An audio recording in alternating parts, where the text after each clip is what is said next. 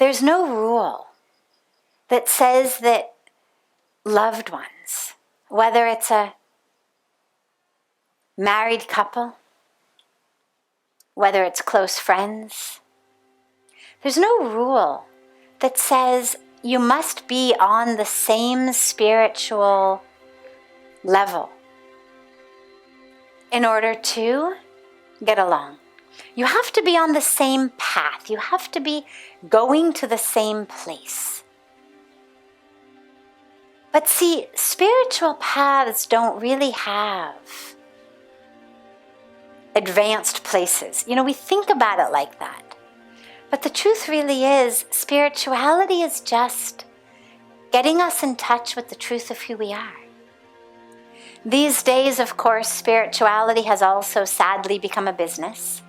And so sadly, there's now all sorts of people who will convince you that there are beginning and intermediate and advanced levels of spirituality that you can get, certified in.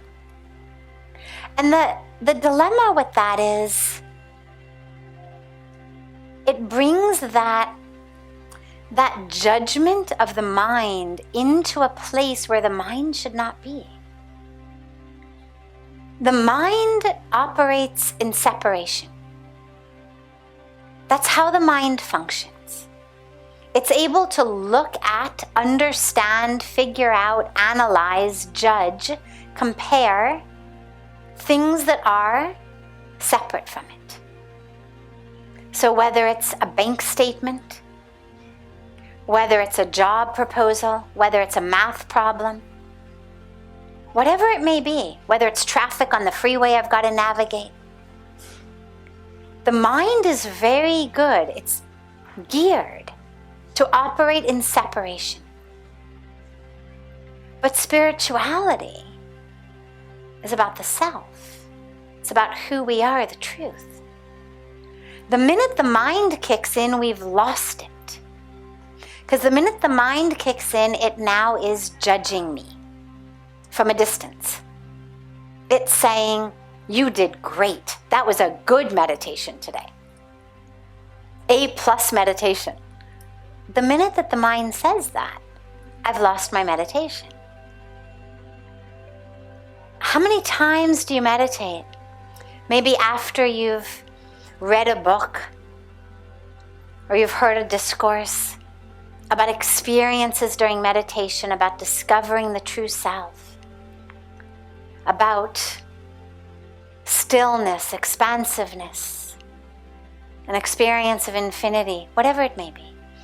And you sit to meditate, and you're having a beautiful meditation. No judgment, no analysis, you're just there. And then suddenly the mind goes, oh, this must be what they were talking about. Oh yeah, this is that spaciousness. Oh yeah. The minute that happens, you've lost the meditation. Because now the mind has kicked in. So we need to not allow ourselves to hand over our spiritual practice to the games of the mind that are all about judging, levels, layers, analysis.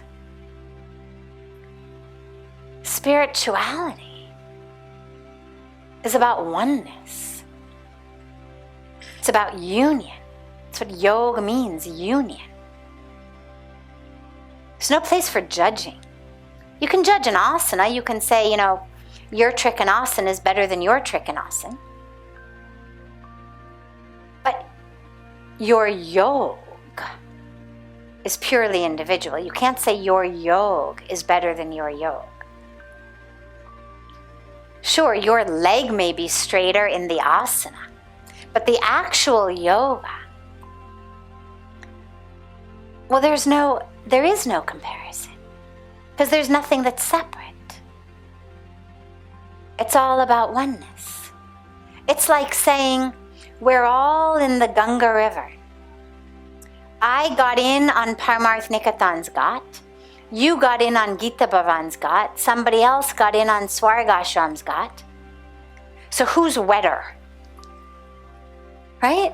Who's wetter? Well, we're all in the river. That's all that matters. There's no more wet, less wet. What matters is we're all in the river. Yes, we get there at different times, in different ways, from different paths. But instead of saying, who's wetter? Or I'm wetter today than yesterday, gotta get wetter. Just recognize it's not about more wet or less wet. It's about how much of you are you able to allow to get wet at all? Because most of us get wet only on the outside. When we meditate, what we may consider a good meditation might simply be an undistracted, very attentive chanting of mantra or recitation of a prayer, and that's beautiful. But until our heart really opens, until we actually feel that mantra, the mantra is not only supposed to be recited with our lips, the mantra is supposed to be heard with our inner ear. It's supposed to be tasted. It's supposed to be felt. The mantra is meant to literally reverberate through our entire existence. So until your heart is open and the heart is wet, and all of you, the spirit is wet, that becomes the question, not who's wetter, or am I almost all wet? The question is, okay, here I am in the river, I'm wet, and yet there are parts of me I have not yet exposed to this river. There are parts of me that have not yet joined in this meditation. There are parts of me that are not chanting my mantra. Is my heart chanting my mantra? With every beat of my heart, am I chanting the mantra? Are my lungs chanting the mantra? As the oxygen comes in, as the carbon dioxide goes out, are they chanting my mantra? So don't worry about where someone else has reached.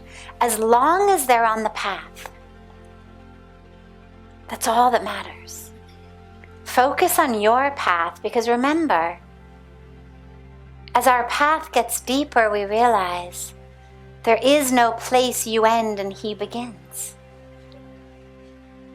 Allow the depth of your path to open and expand, and to create so much space that it actually energetically brings him into it as well.